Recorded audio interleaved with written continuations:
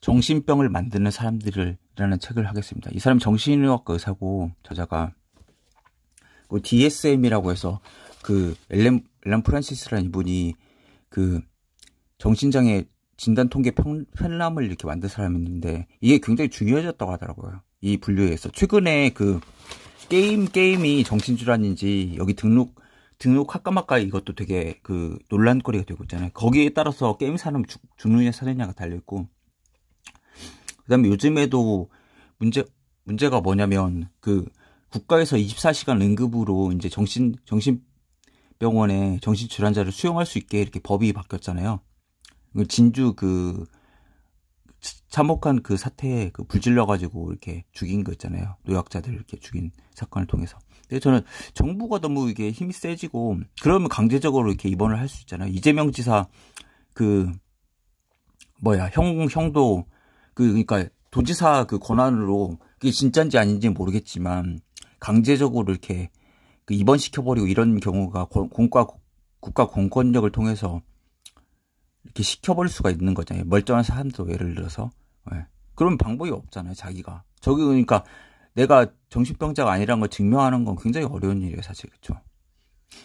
물론 정신병자인 척도 할 수도 있지만, 그러니까 이제 이게 참 문제가 되는 것 같아요.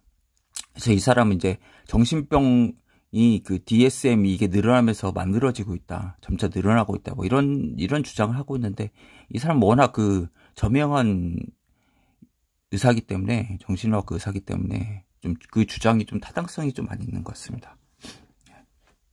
그래서 정상과 비정상의 고정된 경계는 없다. 참 이게 중요한 것 같아요. 그러니까 누구라도 이 사람 미쳤어 이렇게 얘기할 수 있는 사람이 있고, 아리까리한 사람이 있잖아요. 보면은 한때만 나타난 사람이 있고, 그것도 사실 그 주관적이니까 남이 보기엔 미쳤다고 생각하지만 뭐 어떤 사람 아니라고 할 수도 있고, 그게 참 문제인 것 같아요. 그러니까 이게 제가 보기에 이재명 지사 형 그 사건을 보면은 애매하잖아요, 되게.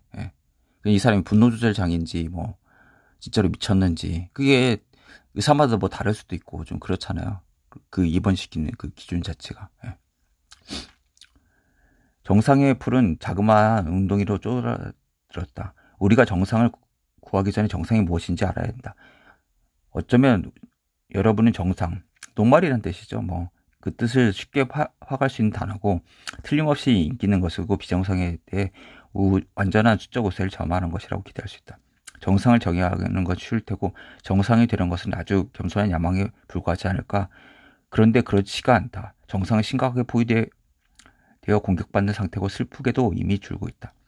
그러니까 어떻게 보면 정상을 정의할 수가 없는 거죠. 내가 마음이 건강한 사람이다, 이거 어떻게 하면 비정상은 얘기할 수 있죠. 정신의학 의사들이 무슨 뭐 조현병 아니면은 강박장애 뭐 이런 식으로 편집증 붙일 수는 있지만, 심지어 최근에는 어떤 그 유명한 그 TV에서 출연했던 사람도 정신병적인 형태로 많이 보였잖아요.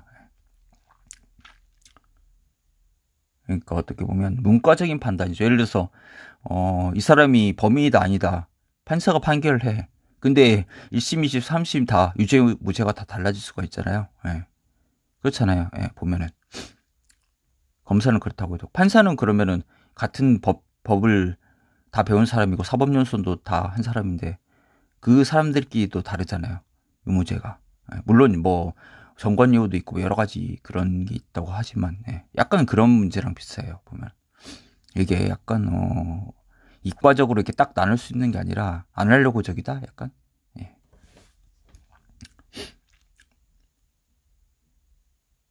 사전은 만족스러운 정의가 나오지 않는다. 철학자들은 그 뜻을 두고 갑론을 일박한다. 통계학자들과 심리학자들은 끊임없이 그것을 측정하지만 본질을 포착하는 데는 실패한다.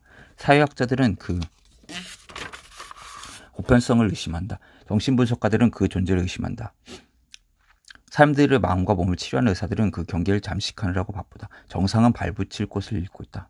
그러니까 어떻게 보면 의사들은 비정상을 치료할 수는 있지만 어떻게 되면 정상인들이 그쪽으로 안 가게 건강하게 유지하느냐, 이건 참 하기 힘든 것 같아요. 그러니까 병력적인 사람들만 그 상대하다 보니까 아무래도 좀 그것도 있었잖아요. 예전에 비정상인 것처럼 해가지고 어떤 사람이 정신병동에 들어가는 걸 성공했잖아요. 그 증상 자체를 어떻게 하는지 외우면, 패턴을 외우면 그것처럼 진단도 받을 수가 있다는 거죠. 예, 뭐 우울증, 뭐 조울증 이런 것도 다 할 수가 있잖아요. 예. 자기가 지어내면 되니까 그런 증상을, 특히 정신병적 진단은 같은 경우는. 예. 우리가 열심히 살피기만 한다면 앞으로 주변의 모든 사람들이 다들 어느 정도는 아픈 사람으로 밝혀질지도 모른다. 나는 이 책을 통해서 그렇듯 꾸준하고 냉혹한 잠식을 멈추고 싶다. 정상을 구하고 싶다. 사전은 정상을 어떻게 정의하는가? 이건 넘어가겠죠. 철학은 뭐라고 얘기하는가? 이것도 넘어가겠습니다. 통계학이 정상을 규정할 수 있을까? 언어학과 철학을 어리둥절하게 만든 정상은 다음으로 통계학을 패배시켰다. 어떻게 생각하면 놀라운 것이다. 통계학은 단어를 가지고 노는 것에서 숫자를 가지고 노는 것으로 분석 방법을 바꿈으로써 정상을 완벽하게 정의할 수 있을 것 같기 때문이다. 그 답은 아름답게 대칭을 이룬 정규분포 종형 곡선으로 나오지 않을까? 우리가 무언가를 측정할 때 어떤 값이 되었든 완벽하고 재현 가능한 하나의 답을 얻을 수 없다. 언제나 실제보다 좀 더 크거나 작게 측정되는 오차가 따르기 때문에 하나의 값을 매번 똑같이 얻을 수는 없다.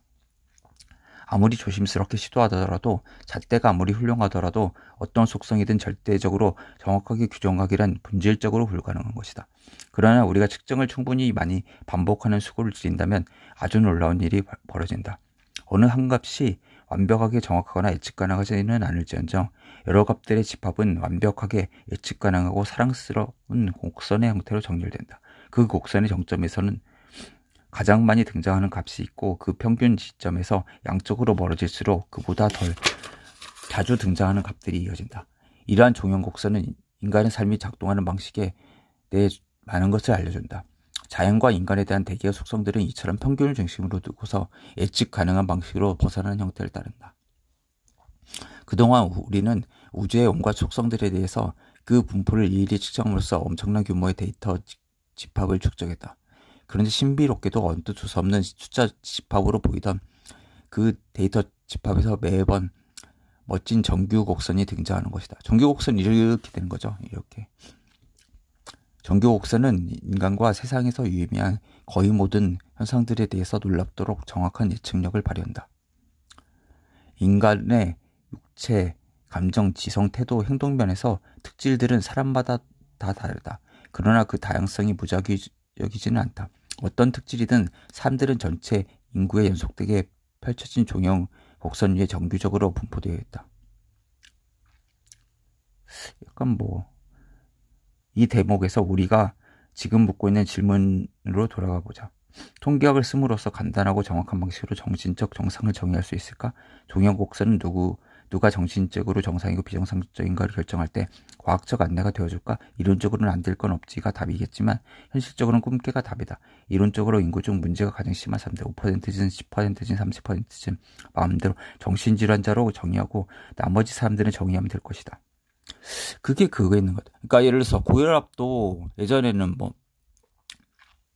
180에 100 점점 내려가잖아요. 160에 90, 140에 90 이런 식으로 점점 림보처럼 내려가면 점점 환자가 생기는 거잖아요.